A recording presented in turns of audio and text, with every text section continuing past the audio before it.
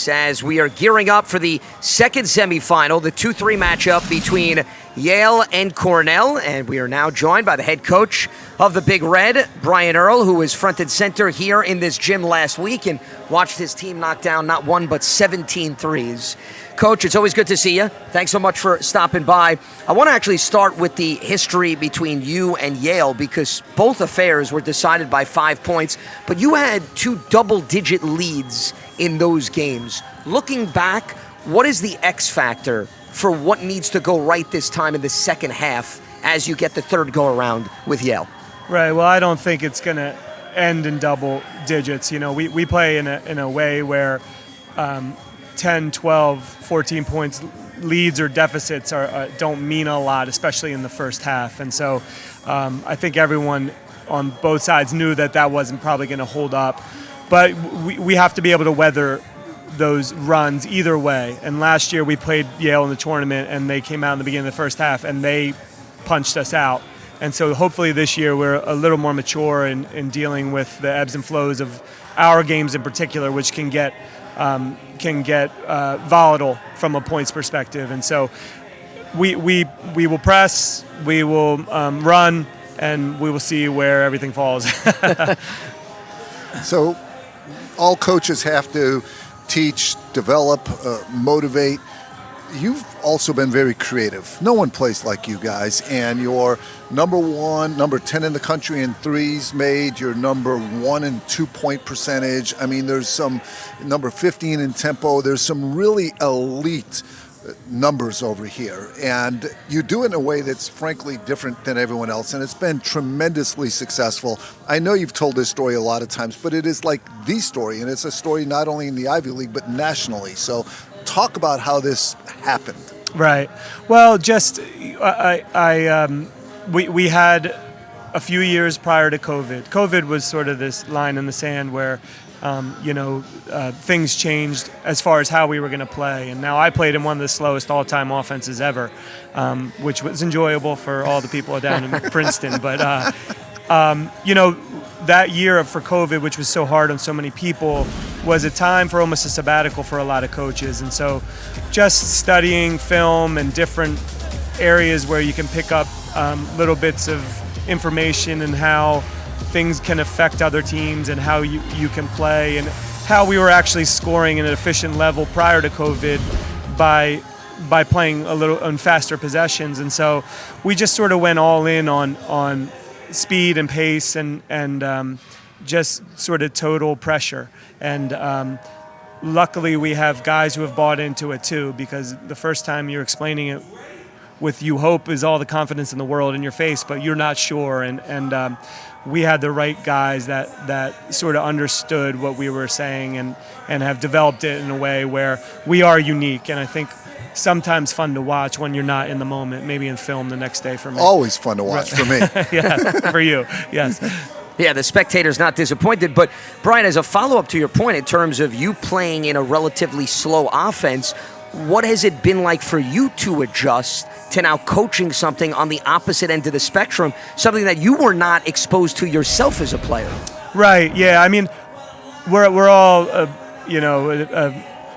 our experiences. So Princeton was unique in the way that how we played, and we sort of drove people nuts. When I was a player, that you would never see a shot for 30 seconds. Sure. But I had experiences where just playing in a fast pace in high school when I grew up, and some professionals and leagues. And so there are different ways to play, but when you plug it all together where you can play fast and then get a backdoor cut, well, that's a combination of playing fast like Leora Marymount, but also throwing the pass that Coach Kirill loved when I was at Princeton. And so it's fun to sort of tinker. And I don't know if there's any one answer ever when you're in coaching.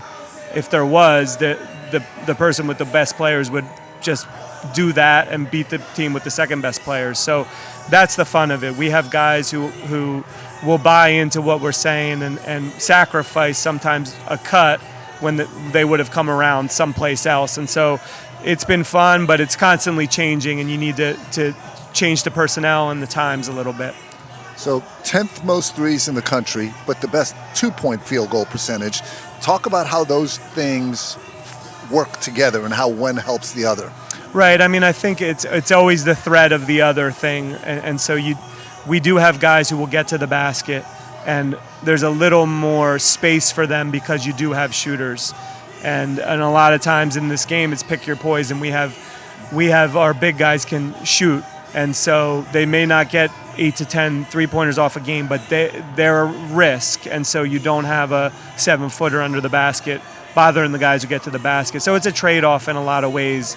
And with us cutting to the basket and getting to the basket, we get high percentage 2-point shots, I think. And, it's been successful for us thus far, and hopefully it can continue into tomorrow. Big men such as Guy Ragland Jr., Sean Hansen, who you're referring to. Before we wrap up, Brian, I want to throw out Nazir Williams, who made second-team All-Ivy. He had some monster scoring games this season, but he's also somebody that you rely on to set the tone on offense and distribute. Walk me through how he's found such a good balance in his overall approach on the offensive side this year. Yeah, I mean, I think a lot of it is unselfishness. He's a high-caliber player, and he works hard defensively too. And for the way that we play, there's not a lot of time for rest. And so he's just given up so much, I think, to play in this way where he's given everything he has. And so that means full court working working hard in the half court. And then offensively, he has a lot of tools.